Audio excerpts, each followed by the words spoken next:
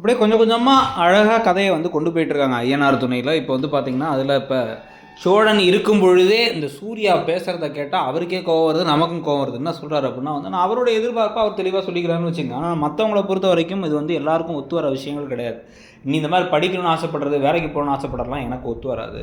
நீ வந்து வந்து காலையில் எழுந்திரிச்சு எனக்கு சமைச்சு வச்சிடணும், அதே சமயத்தை சாயங்காலம் நான் வந்து நல்லா ட்ரெஸ் பண்ணி வெயிட் பண்ணணும், இவ்வளோதான், வேறு எதுவுமே தேவையில்லை அப்படிங்கிற மாதிரி வந்து பேச அப்படியே அப்செட் ஆகிடுறாங்க நிலா.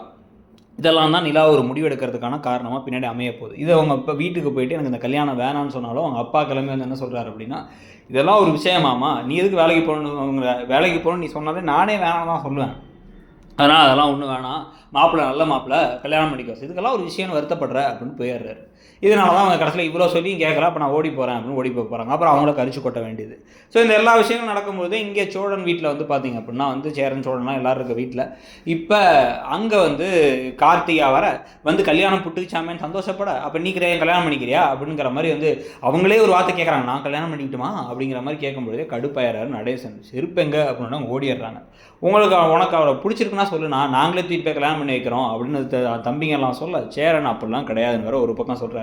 ஆனால் இந்த எல்லா ஜோடியும் தான் அமைய போகுதுங்கிறது நமக்கு ஓரளவுக்கு தெரியும். அமைஞ்சப்பறம் என்ன நடக்குதுங்கிறத பார்க்கலாம். நீங்கள் என்ன நினைக்கிறீங்க, ஐயனார் துணை எப்படி போகுதுன்னு நினைக்கிறீங்கிறத சொல்லுங்கள். அப்படியே வந்து கீழே இருக்க ஷாப்பிங் பேக் ஐக்கானை கிளிக் பண்ணியோ டிஸ்கிரிப்ஷன்லேயோ இருக்கக்கூடிய ப்ராடக்ட்ஸ் வந்து பார்த்திங்கன்னா வேலண்டைன்ஸ் டே முன்னிட்டு ஏகப்பட்ட ஆஃபர்ஸ் போய்ட்டுருக்கு. உங்களுக்கு பிடிச்ச ப்ராடக்ட்டை பர்ச்சேஸ் பண்ணிக்கோங்க. Flipkart and மிந்த்ராவில்.